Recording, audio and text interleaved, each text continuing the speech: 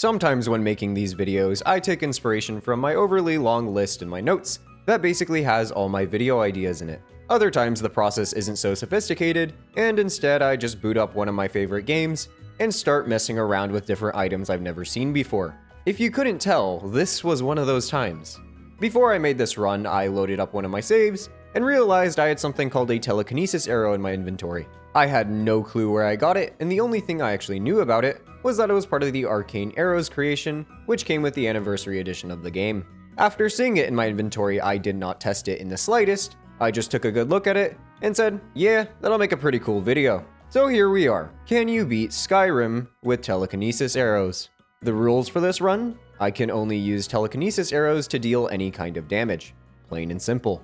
Normally, during this part of the intro, I would describe to you exactly what a telekinesis arrow is and what it does, but this is one of those times that I think you really need to see it to believe it. We'll put a pin in that description for a little bit, and instead get to the run right away. Starting off, I choose Breton for my race because that 15% magic resist is nothing to scoff at, especially for someone like me who refuses to wear armor for some reason. Alduin then displays the developer's love for creative irony by saving the very being that will later destroy him.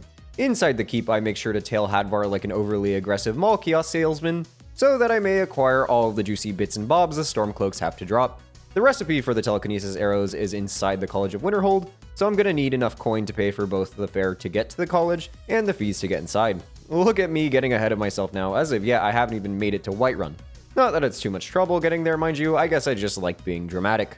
Taking the carriage to Winterhold, I pay off Ferelda, who gives me access to the inner workings of the university. More importantly, however, I can enter their library, and inside said library is a rather inconspicuous note in book. When read, this gives me the power to both craft and use telekinesis arrows, but there is just one problem. The crafting recipe for the telekinesis arrows is a single piece of firewood, but more importantly, 2 void salts. That's not great, to say the least. Each void salt costs roughly 340 gold, and I'm going to be needing 2 in order to craft a pack of 10. Now, although I could just hack the arrows into existence, I didn't really want to do this because I relied pretty heavily on cheats and exploits in my last Fallout run, so for once we're going to be doing everything above the board for a change. The wood is easy enough to get, but the void salts, yeah, that's a problem.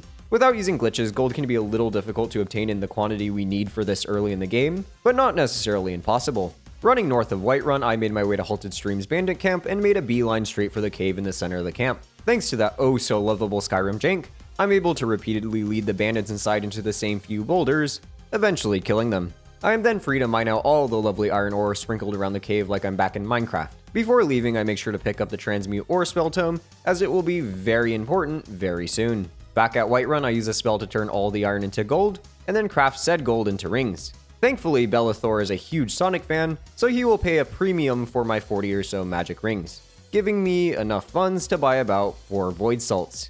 What a worthy trade. 20 arrows may not seem like a lot, mainly because it isn't. So what even are the telekinesis arrows? What exactly do they do?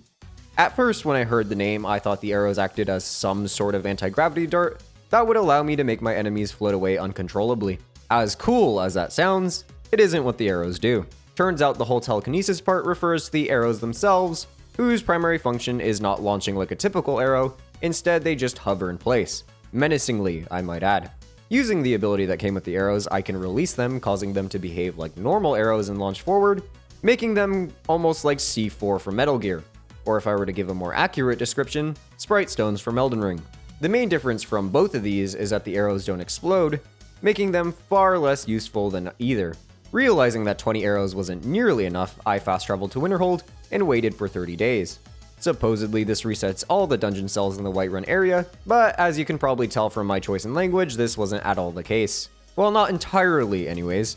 Like all the bandits and treasure chests respawned, and the traps reset, but none of the ore veins were ready to be mined. I'm not sure if I did something wrong or if Skyrim was just being Skyrim, but either way this meant that my key source of moolah was gone.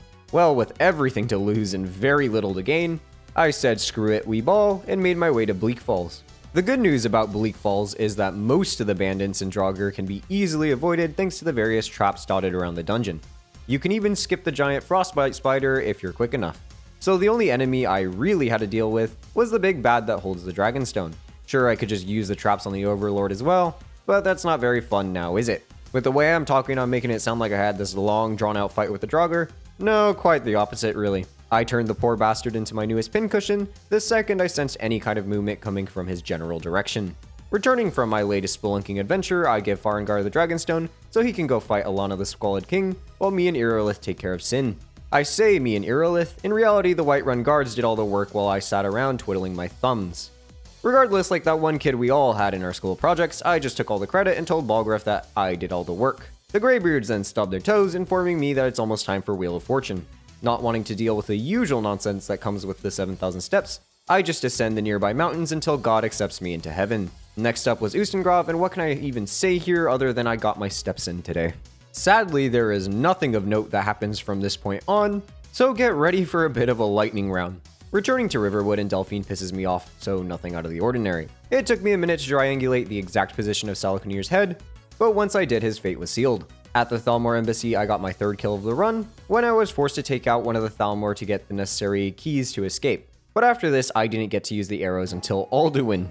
Into the Ratways, and Esbern was feeling a bit petty today, as he refused to follow me out of the sewers. This only cemented my feelings that Skyrim's blades are the single stupidest beings in Tamriel. Speaking of stupid beings, I let Dumb and Dumber butcher the Forsworn at Alduin's wall, so that I may amass more coinage. After Vadi finishes his latest Prepare to Cry, I made Todd cry by glitching my way straight to an Elder Scroll. Before dealing with the World Eater, I returned to Whiterun to try to make as many arrows as possible.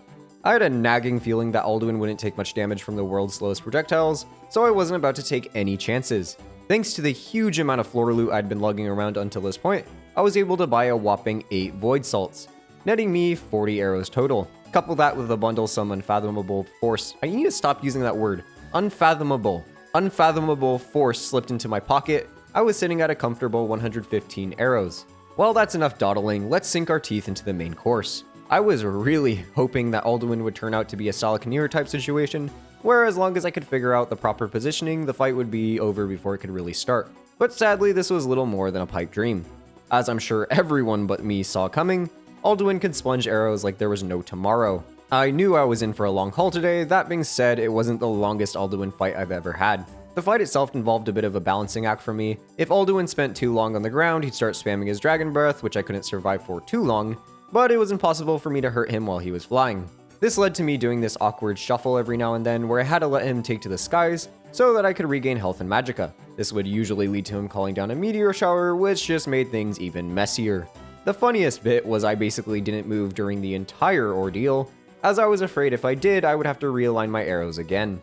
Not that this even paid off in the end. In probably the second most devastating moment in this run, I was too slow to the trigger to finish off Alduin, meaning Parthenax got the kill for once.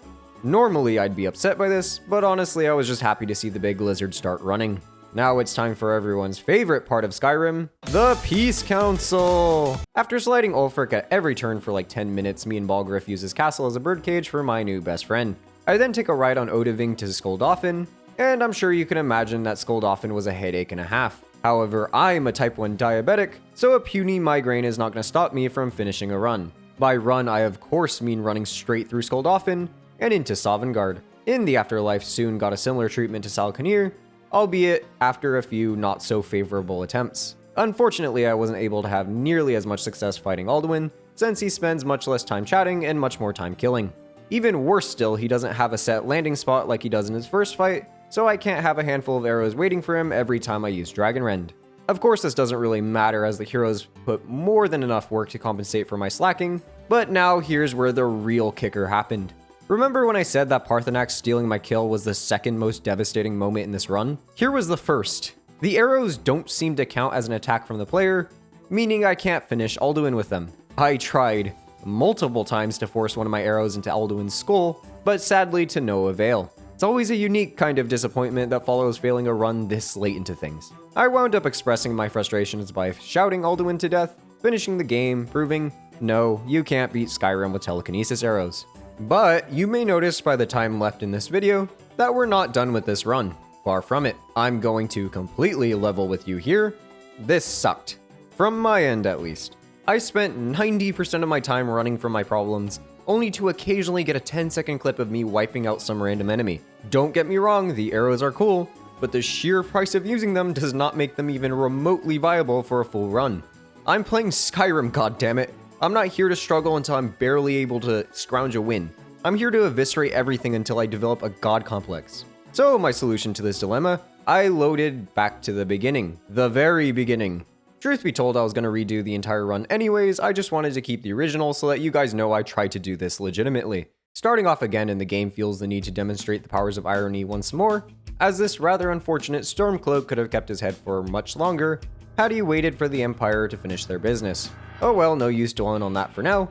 Alduin is here, which means it's time to get this mess started again. This time around, I don't tag behind Hadvar like a younger cousin you never see who really likes you for some reason, and instead just settle for picking up various gold satchels dotted around the keep. Thanks to a few high rolls, I was able to get more than enough gold for both getting to and inside the college. And yes, I'm still getting the arrows before I use them. I may be a filthy cheater, but I'm not entirely shameless. Just mostly. The rest of the early game plays out almost exactly like it did on the first run, except this time I cheat the arrows instead of grinding for them. If the problem last time was that I never had enough arrows to really make a difference, this time I would make sure that I always had enough. Sure, 111,000 may be a bit excessive on paper, but I've done enough of these videos to know that there ain't no kill like overkill. With enough arrows to compensate for the trust issues the last run gave me, I set out to claim the Dragonstone for the second time today. Just from Bleak Falls alone, I could tell the difference between this run and the last was night and day. Don't get me wrong, the arrows are flawed. The main issues are that 1, it doesn't actually level the archery skill, and 2, it's incredibly difficult to hit moving targets. I'm not even gonna pretend the first thing is a problem. Faendale does exist after all, but that second bit would haunt me for a good chunk of the run. I eventually did find a workaround, but it wouldn't be till much later. Anyways, that's a solution found at a later date. Let's get back to the here and now. Most of the bandits and Draugr in Bleak Falls have set points they like to vibe in. This makes them prime targets for my mind powers. Believe it or not, the biggest problem child of the Barrows was Splinter and his pals, who kept beating the hell out of me while I desperately tried to get them to not act like modern day toddlers on cocaine. After enough circling, I was able to get the rats to fall in line, but this encounter alone filled me with a lasting hatred for all things woodland creature. With the eventually skeevers dealt with, I practiced my trick shot game on the Draugr Overlord, to varying results. It seems I underestimated the Draugr's gamer stance, which meant my perfectly postured arrows were a bit too tall to do the job. That is, while he was walking at least. While he was swinging, on the other hand, now that's fair game. Now I could go and beat the snot out of Mjolnir right now, or I could go get a better bow and humiliate him even further. Personally, I like the second option, and I happen to know of a very powerful bow I can get very early on. Thanks to me playing the re-release of this game, I have access to some of the Creation Club content, including the Bow of Shadows creation. The bow has a short quest tied to it, but since it's an add-on, that just boils down to reading a couple notes and killing some random NPC. This particular quest takes a shocking turn when you find out there's an assassin actively making an attempt on your Balgrif's life, but what's even more shocking is that despite the fact almost everyone in Dragon's Reach is aware of said assassination attempt, they choose to only communicate through notes. Well, who am I to judge what is clearly the world's most risky game of Pictionary? I'm just happy to have a brand new weapon at my disposal. The bow itself is pretty good, gives you temporary invisibility when you use it, faster drawing speed, and over 30 damage. 33 damage. That's more than an ebony bow. What the hell, game? I'm still level 1. Well, I didn't stay level 1 for long. After I got the bow, I figured I might as well take Faendale's 3-minute course on how to shoot things dead. With my archery skill up and a new bow to boot, I joined Irilith at the Western Watchtower to test my skills against Worthy Prey. If Worthy Prey was what I wanted, I certainly wasn't going to get it anywhere here. Mjolnir kinda just gave up this time. He didn't even fly. Instead, he just kinda sat there and took his licks. Maybe not the most exciting fight, but I'm not one to complain about an easy win. It was around here that I remembered the slow time shout was actually a thing, and given the whole enemies being too fast for my arrows issue, I figured it would probably be a good shout to go and grab that. Now, obviously, this comes with a bit of a hitch, in that 2 of the 3 words for the shout were locked behind 2 different major quest lines. However, I am a man of the present, by which I mean I didn't consider this in the slightest and made my merry way to the location of the first word. The word in question is located inside Hag's End, a large mini-dungeon located a little southeast of Solitude. The denizens of the dungeon consist mostly of Forsworn, as well as several witches aptly named witches. The Forsworn are easy enough to handle thanks to them having the collective mind power of a goldfish, but the gang of spellcasters inside prove much more troublesome. Unlike most mages in this game, they seem determined to rush me down at any given opportunity, making it incredibly difficult to try and land pot shots on them. To top it all off, there is a single, very powerful Pagraven who acts as the dungeon's boss. She liked to practice her handball game while I was dealing with her less detestable sisters, and what's even worse is that she would just dip out every time I nicked her with an arrow. Eventually, through a lot of trial and error, I was able to reach the room that held the shout, and then quickly departed. Originally, I was going to get my revenge on the Hagraven for all the fireballs she bounced off my noggin, but then I realized she can heal and teleport, so yeah, I'm not dealing with that crap. My dungeon diving expedition doesn't end here, however, as I figured now was the prime time to head out to Sovngarde for the Greybeards' missing collectible. I was really hoping that the slow time shout would make a world of a difference, but it really wasn't all that great. I mean, slowing down the Draugr was cool and all, but they still could squirm around enough to dodge my arrows. Plus, the shout in its base form doesn't last too long, so I was only able to shoot a few arrows before having my butt whiplashed back into real time. Still, the low-level Draugr of Sovngarde are almost never a threat, letting me easily pick up the world's least valuable treasure at the end. The note obviously leads me to Stupids, who informs me it's time to bully a newborn child. Poor Seleknir couldn't handle me when I was significantly less powerful in the last run, so as you can imagine this time around I put him to shame. Well, more shame than usual anyways. Back to the matter of the shout, there's an old saying where I'm from. If at first you don't succeed, try turning it off, then on again. If that doesn't work, Google the solution. I'd already tried pulling a hard reset, so it looks like the almighty Google search must come to the rescue. It was at this point while I was scrolling through various Skyrim wikis that I learned just how painful getting the slow time shout is. But I had already devoted myself to the idea of blitzing through Nirn at the speed of sound, and nothing was gonna stop me now. First, I figured I might as well power my current shout as much as possible, and thanks to Skyrim being a perfectly balanced game, there are more than a few ways to do that. The way I chose was a simple alteration glitch that would let me level the skill to 100. This gives me access to the stability perk, which boosts the amount of time the shout lasts, which in turn would hopefully make it more useful. Now the exploit in question is very easy to do, either by using the fortified gear loop, or if you're a lazy bastard like me just stealing the pre-made items in cheat room, you can make it so that your alteration spells cost nothing. Funny enough, this is also possible without exploits if you get your enchanting skill high enough. So if you wanted to do this clean, it is possible. Anyways, next step is procuring a Telekinesis spell tome, and lucky for me, I happen to know exactly where one spawns. Inside Redwater Den, you know, the crack house that may or may not be run by creatures of the night, you can find a Telekinesis spell tome sitting on the corpse, inside the jail cell that the human mosquitoes stick you in after you snort the extra spicy sriracha. Now I could do the whole song and dance that you're supposed to do once you reach the den, or I could use my powers of temporal distortion to line up some of the cleanest pool shots on this side of Mississippi. Doing things this way also nets me a rather nice set of dinnerware, so that's another benefit as opposed to going to prison for eating the funny brownies. With the powers of Dialga and now Palkia on my side, I may become the true Pokemon Master. By simply teleporting away from an object I'm levitating, so fast traveling from Rift into Solitude while holding an object in stasis, pushes my alteration stat all the way to 100, giving me access to both stability for a longer slow time, and Atronach to make me almost invincible to magic and the likes. The downside of doing things this way is that I'm now level 20, meaning my puny 50 in archery is no longer going to be putting in nearly as much work as it did before. That is a problem for future goal to worry about. For now, I just busied myself with the Abe Lincoln storyline.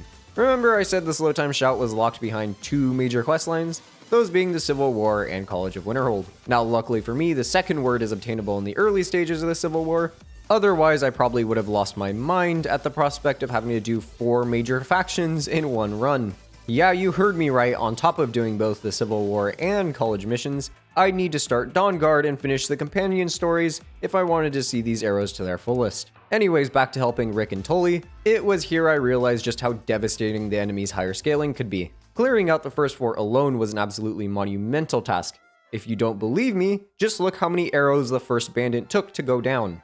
Luckily, both the chief and his number 2 were a bit brain dead, making dealing with them relatively simple. His backup, on the other hand, they weren't playing around. Eventually, through the use of special technique Ring Around the Rosies, I was able to give the other bandits a good walloping, but goddamn that does not make me feel confident about what's to come. Thankfully for the next 4, or rather 12th Draugr-infested tomb, I'm accompanied by Legate Ricky and the boys. Funny enough, I would have much more appreciated their help on the last mission, as all they really did this time around was ruin perfectly good stealth kills. Like, come on Hadvar, I get you want to have your moment in the sun, but did you have to wake up the sleeping Death Lord before killing him? Questionable choices aside, making our way through Corvinjund was less taxing than the previous forts. At the end of the tomb, not only am I rewarded the Jagged Crown, but more importantly, I get the second word of the slow time shout. Being perfectly honest, there wasn't too much of a change even with the second word added, but as they say, third time's a charm, and oh boy did they mean it. That, however, is a surprise for later. For now, I ignored General Tullius's calls and instead made my way for Fort Dawnguard. I actually do have a good reason for helping the paranoid hunters, and it's not just that I like to serve up justice to the bloodsuckers. I do have to dip my toes in the DLC quite a bit to get what I'm after, but hopefully the effort will be worth it in the end. To my surprise, the normally roided up vampires poking around Dim Hollow Crypt were much less of an issue than anything I'd faced up until this point, and I couldn't really tell you why. I guess they were just a bit over it by this point, as most of them didn't even care if I pinged them with an arrow. Case in point, observe this fine specimen who took several arrows to the gut before proceeding to have a nice sit down over the underground lake. Now, if you're a 1,000-year-old undead menace, I'm sure you've seen some stuff, but surely a volley of arrows mysteriously launching themselves at you would give even you a little pause. The chief blood fiend was no trouble at all, possibly in part to him stupidly chasing someone he clearly had an advantage against into home turf. But who can say? After filling Lokil with enough arrows to make an Iron Eye main blush, I met up with everyone's favorite cannon fodder, and together we bullied the rest of the undead into submission. After this, I returned to Fort Dawnguard to tell Isran about my findings, not because I had to, but because I have a crippling fear of disappointing elderly vampire hunters. He tells me to take Serena over to Castle Volkir, which is enough for me to use the royal we when things fly south for the winter. After I hand over Serana to Harkin, effectively hand-delivering him the Elder Scroll he needs to set his diabolical plot to wipe out every living creature under and including the sun in motion, I return to Isran to give him the news. He is of course a little miffed by this, but that's nothing a little Diet Pepsi and a few reruns of Friends won't fix. Speaking of friends, Isran tells me to go find his, so I go and do just that. First up was Gunmar, who was currently dealing with a rogue Winnie the Pooh, which I had to help take care of before he returned to help the Dawnguard stop the world from ending. I suppose we all have our problems. Next up was Serene Gerard, who wants me to give her a Dwarven Gyro. Luckily, someone has mistakenly left a bag of meticulously searched for Dwarven Gyros right next to Serene, allowing me to offer her one of those instead of having to go out and find one. Thankfully, this is the last I'll be working with the Dawnguard, since Serene was actually what I was after. If you didn't know, Serene is a master trainer in archery, which is why I'd be needing her once I ran out of free archery levels with other trainers. With my business with the Dawnguard all wrapped up in a neat little bow, I strolled up to the Blue Palace in Solitude. This may seem like an odd choice given my extensive list of peoples I had to help, but you don't understand, it is absolutely vital that I procure their stockpile of silverware. No, I have not finally lost the last of my marbles, for you see this isn't just a platter, it's a plate. A big, beautiful plate. Using the ungodly powers of plate technology, I cheese my way through the back entrance of Labyrinthian, which is where the final word for the time shout is located. Yes, I could have ran through the entire Mage Guild questline and just ditched them on the penultimate mission, or I could do something meaningful with my life, like catch up on Dateline. Ooh look, only 26 more seasons to go. Now normally on these types of runs, I would kind of just shrug off powers like this as more of a thing to collect, a side mission of sorts to make the video more exciting. This time though, yeah no, the maxed out slow time shout is absurd. Using all three words not only makes the shout last twice as long as the first word, but it also slows down time by a whopping 90% instead of just 70. This slows most enemies to a crawl, allowing me to easily line up as many shots as I feel necessary. I'm not lying to you when I say the shout makes these arrows not only usable, but actually good. I can finally fulfill my dreams of playing Skyrim as a cheap, Quicksilver knockoff. With the powers of God and anime on my side, I figured now would be a good time to help the furries at Jorvaskr sort out whatever the hell they got going on. I don't want to go into too much detail about how the companions played out, mainly because I do have an upcoming run that may or may not include a great focus on part of their quest. So I'll keep things brief. I did the busy work for them, landed some honest to god fantastic shots on the Silverhand, had a bit of an episode, and watched the Whiterun guards finally have enough of the Talos priest screeching and often. Other than that, my character's skin textures broke for no discernible reason. Like I wasn't playing with any mods other than cheat rooms, so I have no idea what caused this. No matter what I did, it wouldn't go away either, which was mildly disheartening, and in the end I wound up throwing in the towel and downloading a light body and skin mod to solve the problem. This is why female characters might look a bit different from here on out. The whole reason I was doing the companions' odd jobs, by the way, was that Aella is actually an expert level archery trainer. This means I'm able to redo the Faendal glitch on her for another 25 free levels. Also, since I had access to beast mode, I went ahead and stacked a couple amulets that let me yell faster. Not particularly important, I'm just bringing this up now because this is why I stopped awkwardly waiting after each combat encounter. After playing Ghostbuster with Kodlak and the crew, I decided it was high time I took my services to someone who appreciated them for a change by giving Grelod the Kind some acupuncture therapy. This eased her nerves so well she fell asleep and never woke up, so I'd consider that a success. The Dark Brotherhood isn't best pleased with me giving their latest mark such marvelous treatment, however, so I make it up to them by showing Astrid my secret techniques. Believe it or not, I actually have a somewhat grounded reason for joining the edgy ninja folk in their cave, and that's cold hard cash, baby. Working for the Brotherhood is easily one of the most lucrative endeavors in Skyrim, seeing as finishing their questline alone gets you 20,000 gold. I can then take this gold over to Serene at Fort Dawnguard, and finally achieve the illustrious 100 in archery. First, I have to take part in the Brotherhood's Get Rich Quick scheme, which just involves me taking out a variety of targets. Normally, I'd complain about such blatant busy work, but since each hit spoons 500 gold into my pockets, you'll be hearing not a peep from me. After enough of my targets are kissing the dirt, Astrid feels it's finally time to let me handle one of the big boy assassinations. In order to start the murder for hire, I must first meet up with my contractor, who is this rather skittish woman named Muiri. And yes, I had to spell that phonetically in my notes, otherwise it would have turned into another moist brown type situation. As one might expect, Muiri desperately tries to explain why she is in fact justified to hire a hitman. She does this by providing her sob story like she's about to do her act on America's Got Talent. I get what she was going for here with the whole her not parents ditching her after mistakenly believing she helped murder her not sister, but honestly, can you blame them? I mean, her first reaction to their little spat is to immediately hire a contract killer to murder their other daughter. The poor girl does come second in the contract, so Muiri, had to look at the phonetics there again, does have some class, but all the same it is ever so slightly concerning. The main target is a fellow named Elaine, who likes to chill in Dwarven ruins with his group of misfit delinquents.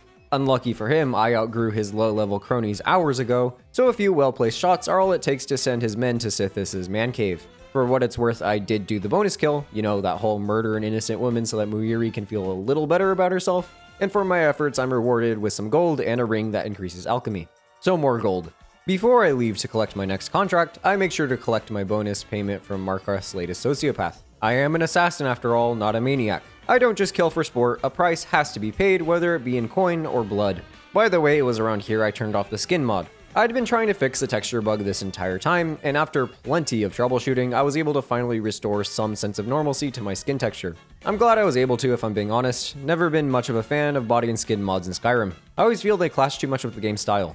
Back at the Sanctuary, Astrid asked me to spy on Cicero, the mandatory team wacko who just loves to show off his zany personality.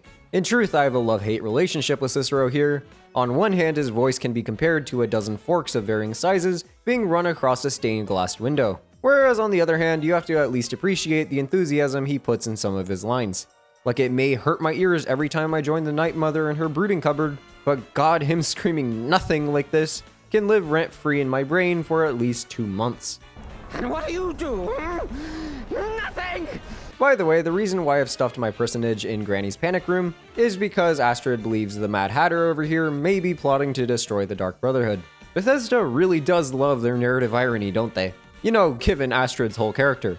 Well, thanks to our eavesdropping, we learned dear Cicero hasn't scheduled any treachery as of yet. He's just clinically insane. Thank God, I was worrying we had a real problem on our hands. During our whole corpse-hugging adventure, we learned that my character has perfectly clean ears, something that delights Cicero so much he hits the default dance. Unfortunately, Astrid was more of a Minecraft kid, so she gets upset and banishes me to more busy work. Woo, yay, more murder money.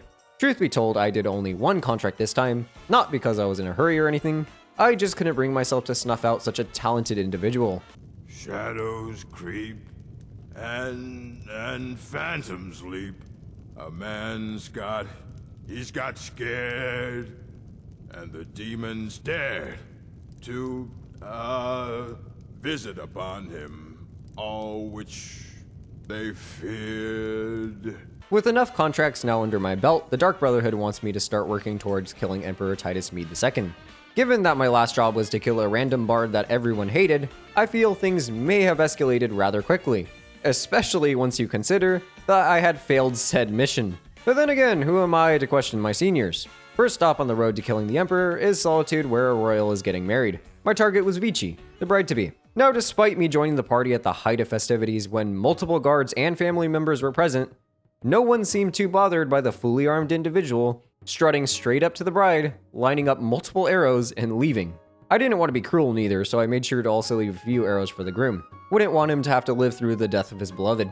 I was a little worried that after the lucky lady gets a whole platter of arrows delivered straight into her gullet, I would be hard-pressed to get out of Solitude given the amount of guards and pinatas? Pinatas? We'll just call them pinatas, chilling around town. Thankfully, I was grossly overthinking things, as the guards didn't care much for me, and the pinatas were far too busy fending off Kecleon over here. No rest for the wicked, however, as my next target is already in the crosshairs. This time it's Morrow Jr., a high-ranking officer for the pinatas. You are supposed to steal his work schedule so you can catch him while he clocks in for his next shift, or you can kill him in broad daylight in full view of his father, the captain of the Emperor's private guards. Offing him this way technically cost me my bonus, but seeing as that's just a lunch date with Akinator, I really wasn't all too fussed about this. It's almost time to dive into the main course, but first I must taste the last of the appetizers. The gourmet, who is basically just the Gordon Ramsay of the 4th era, has recently been called into the Emperor's hotel to make his signature beef Wellington. The gimmick this time is that the gourmet has never revealed his name, and only a select few people even know what race he is. Conveniently, one of these people is the Breton chef at Markarth, who just happens to know exactly who the gourmet is, looks like, and even where he's staying. Despite me telling this Breton exactly who I was and what I was planning on doing, he just willingly gives up all this information. Well, it makes my job a hell of a lot easier, so I'm not complaining. Also, I gotta at least mention this, Gronolob Ramsay has to be one of the most chill dudes in Tamriel, given how well he took the news that I was an assassin hired to kill him. Like, this man just stared death in the eyes and said no. Since no one in Skyrim, aside from the now dead chef in Markarth, actually knew who and what the gourmet was, I can now assume the mantle and effortlessly slip into the Emperor's snack closet. Giant toes, my favorite. Again, I'm impersonating the gourmet, so my job here is to make some fine dining for good old mead, which with me being an assassin and all, is kind of a golden opportunity. Normally, the game wants you to use this rather special lettuce to give the Emperor major heartburn, but you aren't forced to kill him this way. Well, I don't know about you, but I find the alternative solution much more satisfying. Unlucky for me, the Solitude guards do not feel the same, and are now looking to liberate my vital organs from their positions in my body. As I'm making my grand and very scripted escape from the castle dower, I'm suddenly caught by some unknown force. It seems there's a bit more to Captain Morrow than I thought, as he seems to command the power to freeze my character in place and force me to listen to his monologue. Using his frankly overpowered abilities, the captain informs me the Emperor I just Boromired is actually a fake, and the real man is in another castle. To make things even worse for poor Bean here, it turns out someone in the Dark Brotherhood sold the entire family out. What? The group whose livelihood is literally stabbing people in the back had a traitor in its midst? I think my entire outlook on life just changed. Inevitabilities aside, I am now in what we call deep dookie water. Not only is the Solitude Guard still looking to make my skin into a new toilet cover for their outhouse, but now Morrow's lackeys are also out for blood. It seems my blood isn't the only one that will suffice, however, as by the time I return to the sanctuary, everyone has already departed to the big edgy man cave in the sky. Technically, Nazir and Angeborn are still alive when you get there. Sadly, Angeborn doesn't stay this way for long, as he gets a bit overly excited at the prospect of being the only person with lycanthropy who actually uses their powers as more than just an overmentioned footnote in their story. He accidentally trips over his own feet and dies. For an entire family made up of highly intelligent and skilled hitmen, the Dark Brotherhood is breathtakingly useless. Even Nazir couldn't fend off like 2 foot soldiers and needed me to step in. Once Nazir is rescued from his own incompetence, we both make a break for the exit. I am thwarted from making a normal escape, however, as someone in the writing room felt that the Dark Brotherhood wasn't edgy enough yet, and it was absolutely essential that the player character escapes an exploding building via a coffin, dead body and all, after hearing a ghost who tells them to do so. Sometimes I feel the Dragonborn can just be a bit extra. Like, Nazir clearly survived this just fine, and he didn't have a coffin he could Indiana Jones into.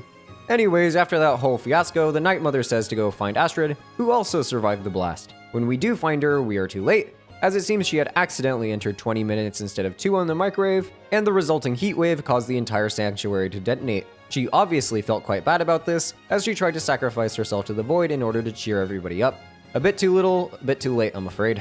With the Falkreath hangout spot a bit too humid for comfort, both Nazir and Babette take off for something a bit chillier. Babette also lived, by the way, thanks to her still having a child's model, therefore by Bethesda logic being immortal. Something that gets me every time I replay the Dark Brotherhood in Skyrim is just how fast the two of them get over the death of the entire so-called family. Like, not 2 minutes from Astrid's death, they're already chatting and laughing about moving. I guess the people that died weren't all that great, like, I really can't see anyone shedding a tear over creepy Uncle Festus, and I've seen rocks with more personality than Gabriella. Just because the Brotherhood is now an imprint in the ash doesn't mean my work with them is done yet. First off, I went and paid Morrow back for incinerating my collection of random crap I had stuffed inside the sanctuary. Surprisingly, he didn't immobilize me on sight this time. No, rather it looks like his power is some sort of double-edged sword, as this time he was the one frozen in place. Next, I showed off my gold medal and butterfly strokes in order to get to the Emperor, who is vibing out in a ship just outside of Solitude. In a bit of a surprise twist, Tidy Whitey isn't a sniveling rat like his doppelganger, and is instead a bit of a Chad. Still, business is business, so he too gets an arrow to the knee. For a job well done, I'm rewarded with 20,000 gold, which I'm supposed to use to rebuild the Dark Brotherhood. The thing is, the gold doesn't come in the form of a valuable object or letter of credit like another quest. It is instead actual usable gold. Sure, I could use the gold to help the family get back up on its feet, or I could shove it aggressively down Serene's pocket and boost my archery skill to 80. That's as high as I'm going, by the way. No need to try to go further. 80 archery gives me access to all but one perk in the archery tree, that perk being paralyzing shot. Keep in mind I'm killing most enemies in one volley, and anything that can live a whole 10 arrows, like dragons for example, won't be getting paralyzed, meaning the perk is virtually useless. More importantly though, finishing off the Dark Brotherhood means I can finally return to the main quest, which has been all but forgotten since Salaknir. At this point, it almost seems redundant, seeing as I already finished the entire thing with much less earlier, but I can't say I beat the game if I didn't beat the game. So, Thalmor Embassy it is. Before I went to party with the Altmer, however, I made one of the best decisions in the run by poking the funny rock north of Riften, giving me almost complete immunity to the Thalmor's magic tickles. This would completely trivialize any future encounters with them. Now, this doesn't mean that the embassy went entirely my way, far from it actually.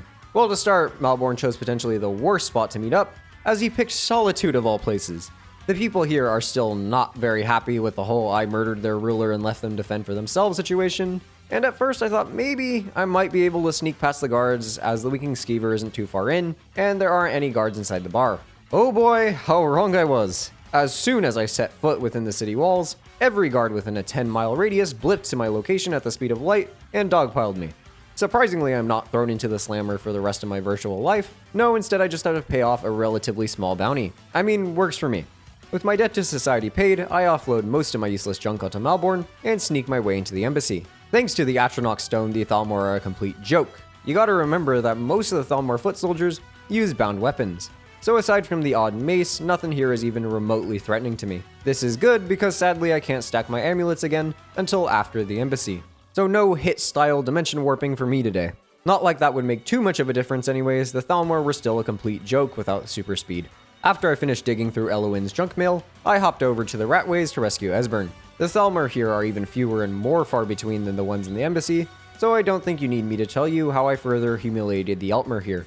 Not that I was even needed, mind you. If there is anything I learned from the previous run, it's that Esbern can mop the floor with pretty much anything the game throws his way. Now that Delphine and Esbern are in the same room, they can rub their two collective brain cells together enough to figure out that the place called Alduin's Wall in fact has information about Alduin. This just means I have to go to Karspire and bully more Forsworn, which is something I'm always down for. Okay, Elder Scroll time. Let's be real, you guys don't need to hear the nitty gritty about this one. Falmers, Charos, and automatons are all slow when compared to someone who moves at the speed of sound, meaning nothing comes close to stopping me on my rampage through the second half of the game.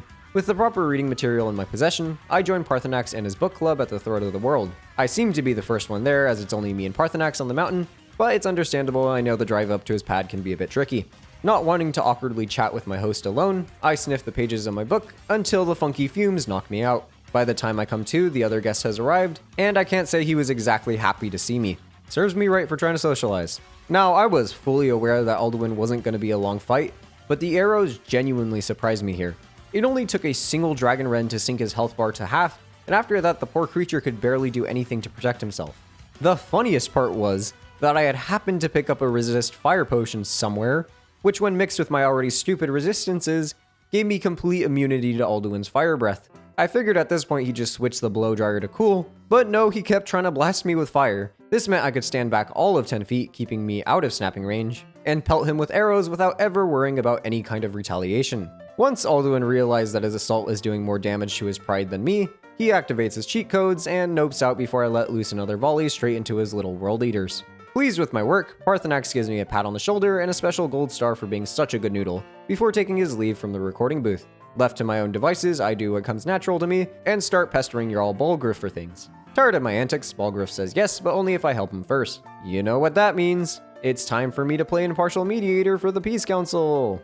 I'm confident this will go swimmingly. After wasting more of my life than I care to admit, Me and the best boy pull the Uno reverse card on Odiving, a play that impressed him so much he decides to help me instead of Alduin. By help, I of course mean give me a one-time Uber ride to Skuldhofen, which, thinking back, was probably not worth letting him walk free for. At Skuldhofen, I make sure to flex my telekinetic muscles by curb stomping everything that so much as twitches in my general direction. Anything from Draugr to Dragon can easily be dealt with as long as I have the arrows to back it up. Hell, I even made sure to style on the Dragon Priest. You know, for fun. At this point, I am well over a respectable word count and my notes app is threatening to implode, so I'll keep things in Sovngarde brief. Soon actually posed a threat this time, largely thanks to my own stupidity. I have a knack for placing quick saves in the absolute worst places, and this run was no exception. Here and now, I happen to place my save right after talking to Soon, leading to me getting chokeslammed more than a few times on reload. Unfortunately for old Soonie boy, he may abide by the laws of mortals, but I do not. Simply slowing time to a crawl before pelting him with arrows is more than enough to take Soon down for the count. If there is anything I should take away from this, it's that it's much wiser to quick save before I talk to the big guy rather than after. But hey, at least I got some snazzy unique dialogue for finishing the Dark Brotherhood, so that's neat I guess. Moving on to the final boss fight, and surprise surprise, Alduin is a piece of cake. What were we expecting? An actual difficult final boss? Please, this is a Bethesda game. You can show up to Sovngarde and kick Alduin's teeth in with a random stick you found.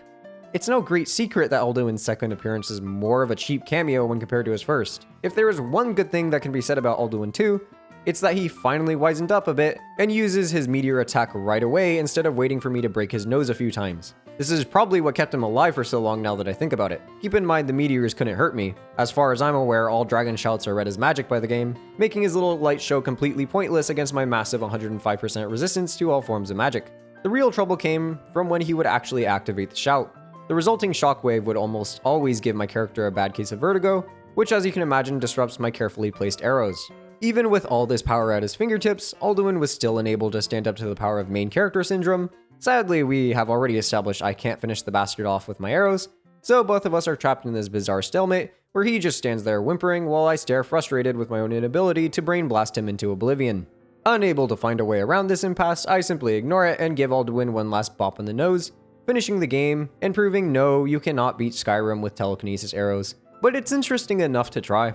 I genuinely can't tell if these arrows are completely useless or borderline overpowered. They were one of those weapons where 99.9% of the time, they made me want to pull my large intestine out and hang myself with it. But the 0.1% of the time that they worked made it all worthwhile. I obviously enjoyed myself this run, wouldn't have done it twice if I didn't, but still the arrows remain quite the enigma. At least for me. Regardless, that's all I have for today's video. If you did enjoy, please consider leaving a like or maybe even subscribing. My name's Christian, but most people know me as aGhoul, and I'll see you in the next video. Shadows creep and phantoms leap. A man's got scared, and the demons dared to visit upon him all which they feared.